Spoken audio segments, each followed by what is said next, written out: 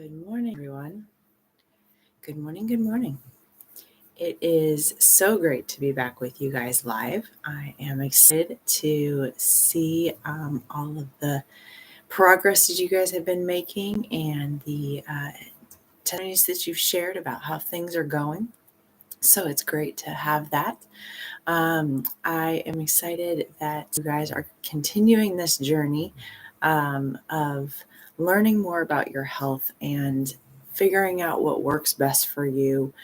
In the fact that we are all so unique that not everything is going to work for everybody, and finding out what that is super key to gaining that knowledge and that information on your health so that you can move forward.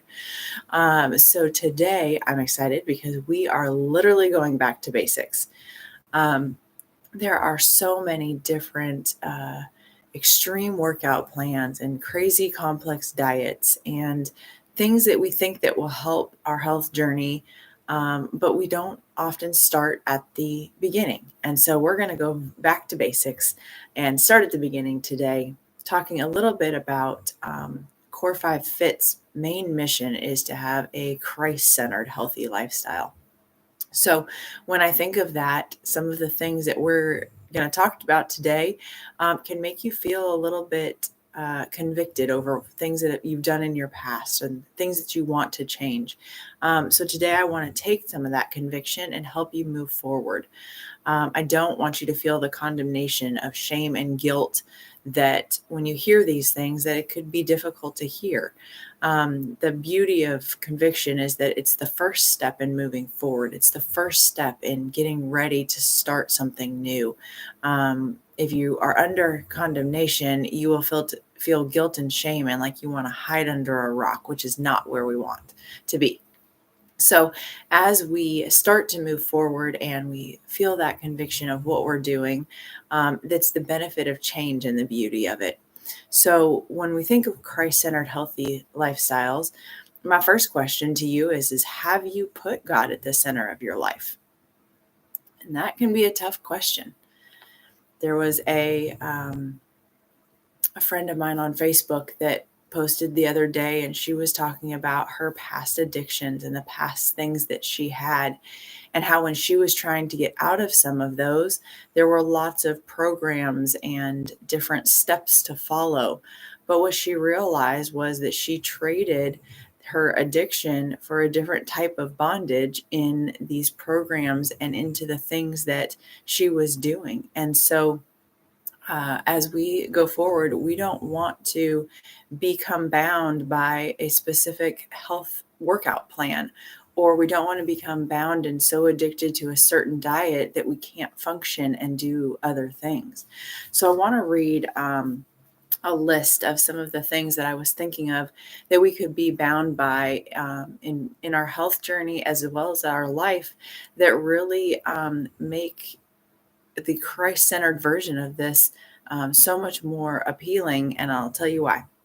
So some of the things that we could be bound by, we actually think are good things too. We could be bound by sleep and food. Food addiction is a huge thing.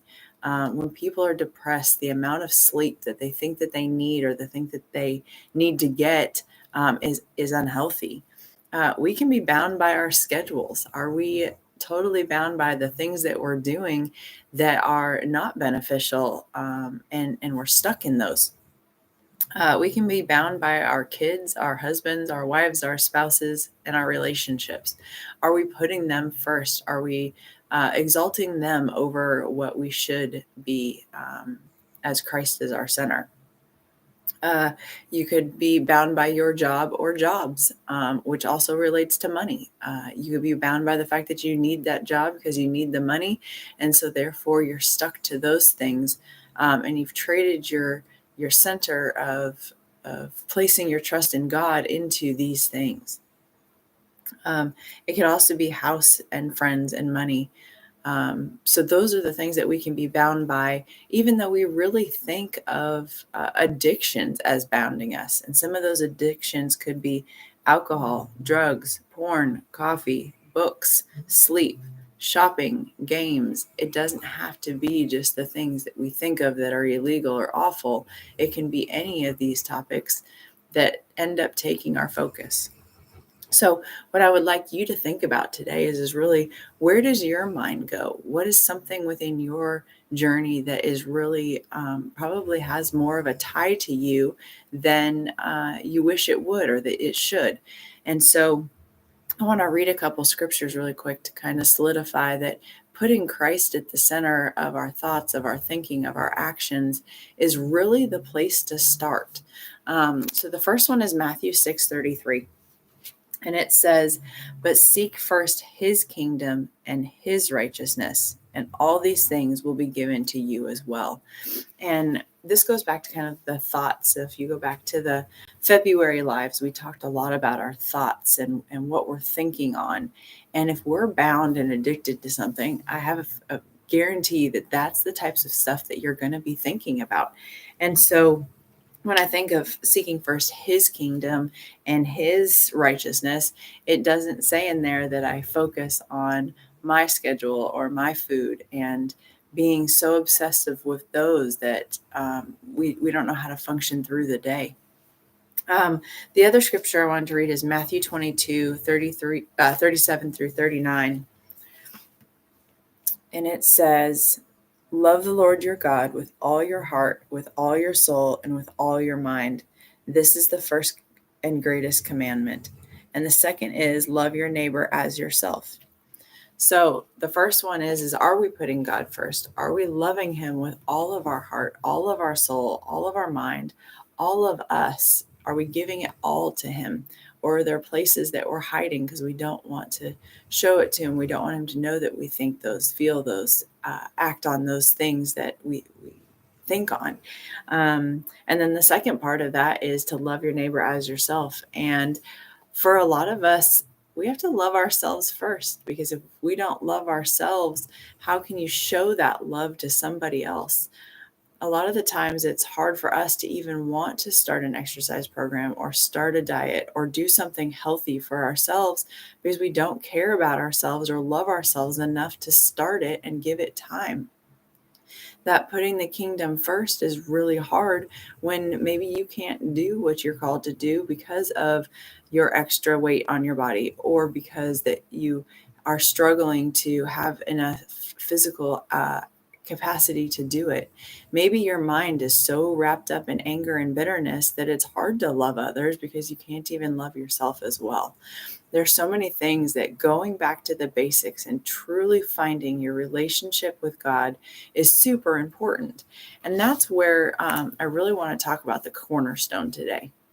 So if we do healthy journeys and lifestyles, starting with a diet or with a workout plan, or just making sure that we focus on enough sleep or water, it's not going to benefit us, and it's going to be easy to slip back into those addictions. It's going to be easy to slip back into an unhealthy lifestyle. The Bible really talks about placing the cornerstone and starting with that. And for builders and contractors, that cornerstone is the start of the foundation. So the symbolic meaning of the cornerstone is it's laid first, and its position determines all the other stones in a building's position. So how the walls look, what that looks like. So placing that cornerstone for a builder is the very first step, and it has to be good and solid before he can start everything else. So that position determines how all the rest of the stones are laid. The other symbolism is that Jesus Christ, he is our cornerstone. He's also the cornerstone or the foundation of the church. And so when you look at that position that he holds, he is the one that starts everything else. When we look at our salvation, he's the one that started it and put all of the rest of the pieces in motion.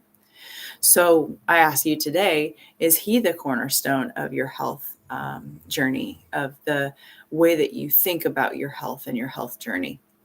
It's really important for us to set him as the center in order to build off him with all the other steps that we're going to take.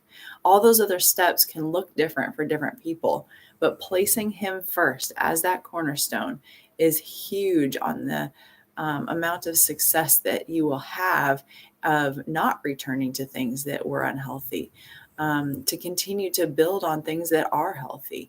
He's going to help guide you and lead you with the Holy Spirit to be able to move and do the things that you want to do in the future, achieve the goals that you want to achieve. I want to read the last verse for today, which is Isaiah 28:16.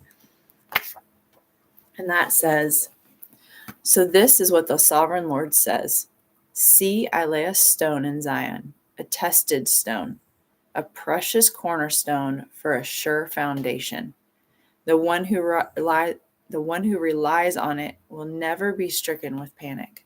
So if we think about the fact that if we place that center cornerstone, we don't have to worry about panicking anymore. We don't have to worry about the addiction and the going back. If we truly surrender all of our stuff to Him and place Him at the center, that panic won't be there. And if we don't have panic, we won't have worry, we won't have anxiety, we won't have the stress of all of the things that we place on ourselves instead of placing it on Him. So I'm super excited today to say if you can get back to basics and even start today with 10 minutes of just prayer time and asking Him to come take the things that you don't want to carry anymore, even the things that you shouldn't be carrying. It's going to benefit your entire health journey of all the things that you want to accomplish: losing weight, being more physically active, getting enough sleep so that you're not irritable, getting enough water in your system so you're not sluggish and tired, being able to do all of the things that you want to do, but asking God to be a part of it all. I'm excited to see you. I will talk to you guys live next Thursday. And on Monday, I'll be making a post for more information on how to place that cornerstone and the ideas of things that can be done if you're not sure exactly where to start. Great to see you guys again, and I'll talk to you soon. Bye.